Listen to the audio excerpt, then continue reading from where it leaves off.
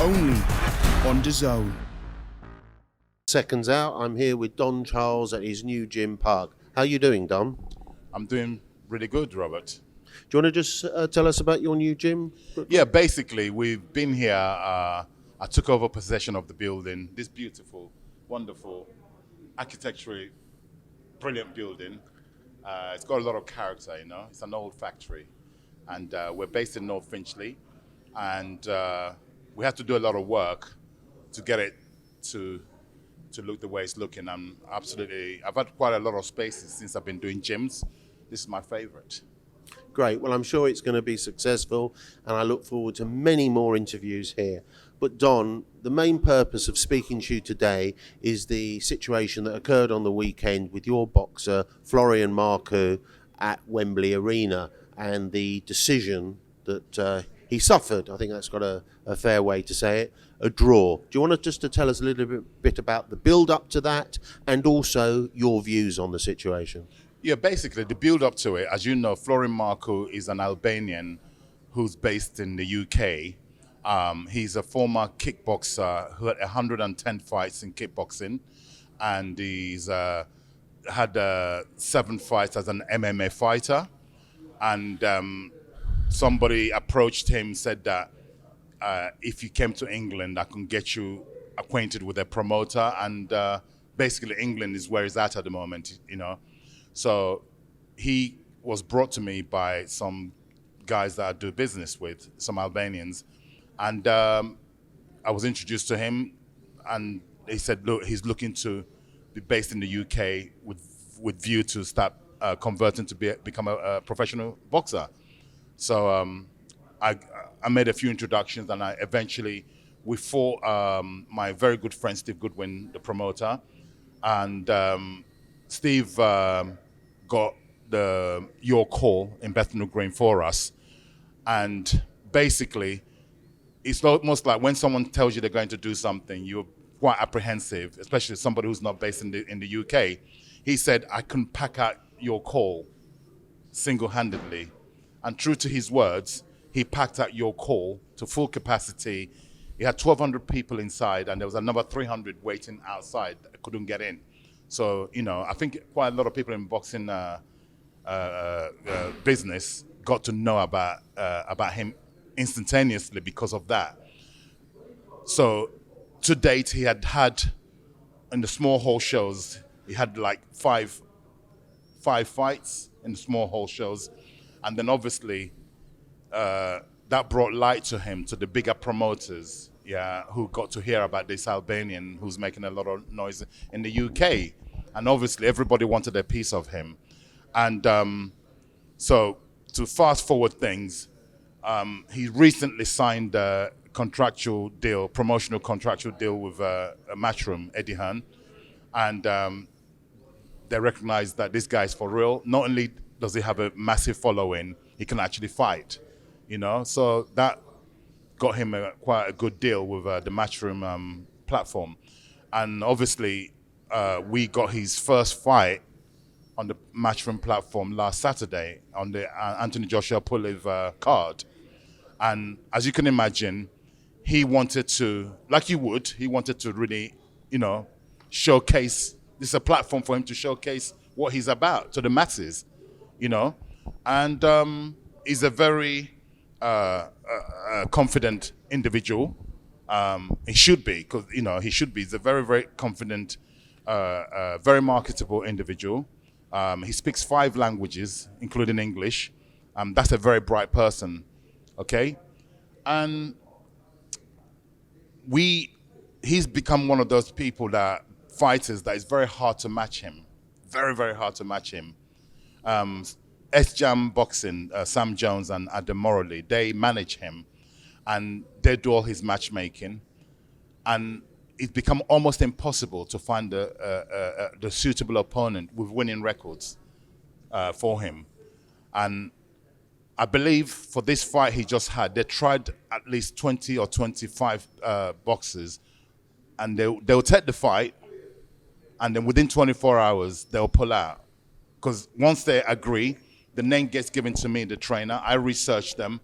we say, okay, we'll fight this fight. And within 24 hours, they've pulled out. So we went through at least 25 names, fighters who had agreed initially to fight. Then within 24 hours, they pull out. So even up to the point where we went into the bubble, we still didn't have an opponent. We went into the bubble last Tuesday. We didn't get an opponent till Wednesday, agreed in principle, pending the opponent being cleared with the test, the COVID test. So we didn't actually have an opponent confirmed till Thursday. And I have to commend that opponent. The name is, as we know now, the name is Jamie Stewart. He was the only individual who was willing to take the fight at short notice as well. Obviously, the same for the opponent, he hasn't got much time to train for Marku. We don't have much time to study him because it's the unknown for both parties. So we were in no position to reject that fighter. Anyway, we said, yep, we want to fight. And the opponent was an unbeaten fighter. He'd only had 2 fights, but he's an unbeaten fighter. So that's what we're looking for, somebody with an unbeaten record. Although Florian had had more fights than the opponent, but nevertheless, he was still an unbeaten, ambitious fighter. And he was very, very, very confident, Jamie Stewart, the boxer. He told us so because he stayed in the same hotel as us.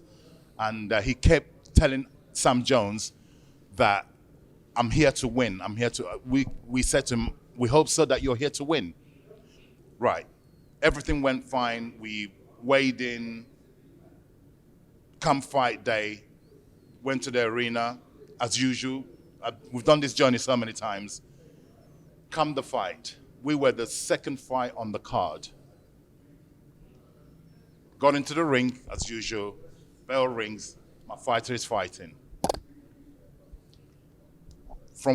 I've been in this industry for quite a long time as a professional boxing coach, 16 years to be precise.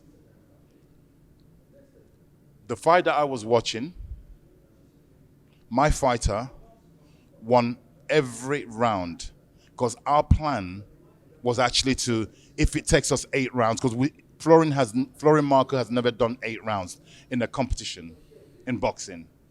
So our objective was to do the rounds. If we need to do the rounds, do the rounds. That was his instructions. If the stoppage presents itself, we will take it. But nevertheless, the objective was to secure the victory. If you see an opportunity to stop the opponent, do so. From the fight that I was watching round per round, there was no question whether the opponent, there was a close round, or I couldn't give the guy a round, not because I'm being biased against the opposition. Even if you could say for effort, for bravery, let's award the opposition a round, let's even award him 2 rounds, being generous for his efforts, but not to the degree where it wasn't even, even if we was awarded the win by a split decision, I'll still be saying what I'm saying here. How did the referee score that? To the degree the referee deemed it to be a draw, I'm usually got a lot to say, but I was lost for words.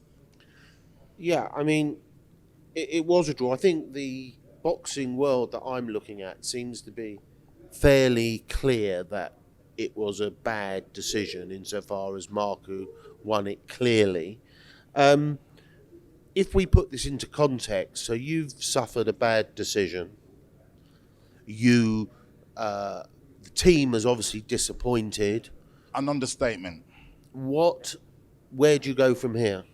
Well, I'll be honest with you, we haven't actually digested it yet. It's still, when you have I've been involved where my fighter has won a big fight on a big show, and you're so excited, you're high, and then it takes you a few days to calm down, then it still hits you, oh my goodness, we just pulled off a massive win.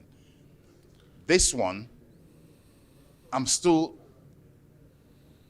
I'm still adjusting, I'm still digesting to the shock, to the disappointment. My fighter is in pieces, and he's a very strong mentally and physically. Mentally, he's a very strong character, yeah? He's broken, he's a broken man, because he's asking me questions, coach, why? And I'm trying to find answers, yeah? Do you have any views? Do you have any feelings why? Well, I'll be honest with you, the person who's more qualified to answer this is the referee, Mr. Marcus McDonald, I believe. He's the one who really should solve this conundrum and tell not just myself and my fighter, the whole watching public, who luckily we're living in the days where we have technology. That fight was live, yeah, in full technical, high definition. So there's no denying, did it happen or it happened, and it was recorded, and there was a live audience present, and it was covered in America, I believe, an American network covered it, right? So really and truly, this is not for me now to start answering. I don't have to, I'm not the one who should be answering this. I know you're asking me questions. I don't have no answer as to why, how the referee reached that conclusion. And can I add, in any sector, in any profession that any job we do in our lives, yeah, we should be held accountable for anything we get wrong. As you can see, I'm normally got a lot to say. I'm struggling to find words because there aren't any. So like the best person to answer this question, and I think, has it ever been done before? Have you ever interviewed a referee? Yes, I have. Yeah. Right. I'm in the middle of writing a letter, an official letter to the board who licensed me. Every trainer is licensed by the board. And every referee, I believe, is an organization governed by the board, the British Boxing Board of Control. Right. I am going to write a letter. I've never done this in the whole 16 years of being a coach, professional boxing coach. I'm going to write an official letter to this gentleman should be called into question. For whatever reasons, he has those reasons. That means I can go as far as saying, we all make mistakes, we're not robots. If he made a mistake, for whatever reason, we don't know what kind of day he's been having, what's going on in his life at the moment. Because to make such a mistake is a big one. This gentleman should be pulled into, because Well, I think from our side, we've got to be careful what is said, but what we need to say... I'm saying what I'm saying. I'm not going to mix my words. I'm saying what I'm saying. What I'm saying is I'm going to write an official letter to the board that this gentleman should be pulled into to explain himself. Yes, it certainly needs to be We're living in a democratic world, democracy. There is a justice should prevail here. This is an injustice that's been inflicted on us, yeah? And the gentleman should be pulled into question to explain himself, to stop him doing it again, and other people, because we're not the only ones this has happened to. There right? needs to be an investigation. Yes, I'm afraid so. Yes. That sort of drags me on to the next point, which is, you've led very nicely into it, which is there's been a number of issues, some that haven't had such catastrophic results. But if we look at the Joyce Dubois fight, the scorecards of the judges were incredibly different. That's right. If we look at the Yard Arthur fight, Absolutely. the same with there. And if we go to the Lewis Ritson fight, similar there. The issue for me, or the issue I think for us, is there's a wider question here. Do you think that we should be in a situation now where all fights have judges? There isn't just one scoring referee. There are a number of things that needs to be upgraded in every sector, in every sport, even football, we have VAR. In tennis, you have Hawkeye to challenge. We should be given an opportunity to challenge a decision that we strongly, strenuously believe that shouldn't stand. Yeah? I would like to be a part of, I am licensed by the board. Every trainer is licensed by the board. I will start a committee, present it to the board. Something has to be done, not just for our sake, for my personal sake, for the whole boxing industry, because it's happening too frequent. You listed a number of fights that the scores haven't made any sense. It's like, what fight was the judge watching? In this case, it was just the referee. The referees shouldn't be allowed to score because they're too busy in the thick of the action for a start. So that really, there's a conflict there. So please let it be that we can now, I think the board, listen, the British board are the best in the world. Yeah, they govern boxing, everything's cool, everything's good. And I believe they will look at this, not just our case. Overall, there's been a consistent incidents of such things. I mean, this one was pretty bad. I think one of the issues, I think, in the defence of the board in this matter regarding whether there should be a scoring referee or a team of judges, the problem has been that the small hall promoters will find it commercially very difficult if they have to pay for 3 judges plus a referee. I understand, but the logistics. The problem is that if we're yielding poor results as a result of the system, then something has to be done. The system has failed what it's supposed to be doing. So in terms of the logistics, totally understood, in terms of the financial impact of you have to pay for judges. We could have a panel. We could come with suggestions. There's ways of doing things today. You could have, the judges don't have to be in that building. They could be in their houses. They could be somewhere. Could be a moderator. Absolutely, They could refer to the referee. Referee could, just like they do in football. The referee. Or in cricket. Or, like I said, in tennis. You have all these, in the modern world we're living in today, there is no excuse for such things to be allowed to happen. Because this breaks people. Depending on how strong you are, some people may never recover. My fighter was in pieces. He was in pieces. I was sitting on the edge of his bed in our hotel room in Wembley. From when we left the venue, right? We left the venue quite early, about around 7 p.m. I was sitting on the edge of his bed till 5 a.m. He was a broken man. He was asking me, Coach, why? Why did this happen? And I didn't have any answers for him. Well, I think that's a great place to end this interview with the question, why and how did this happen? Don Charles, thank you so much. I usually say it's a pleasure, but it's not a pleasure in this. You know me. I'm a guy, I'm very respectful, I'm a law-abiding citizen, and I'm not here crying where it's me. No, this is widespread. It's a widespread problem that should be sorted out. Don, thanks. Only on DAZN.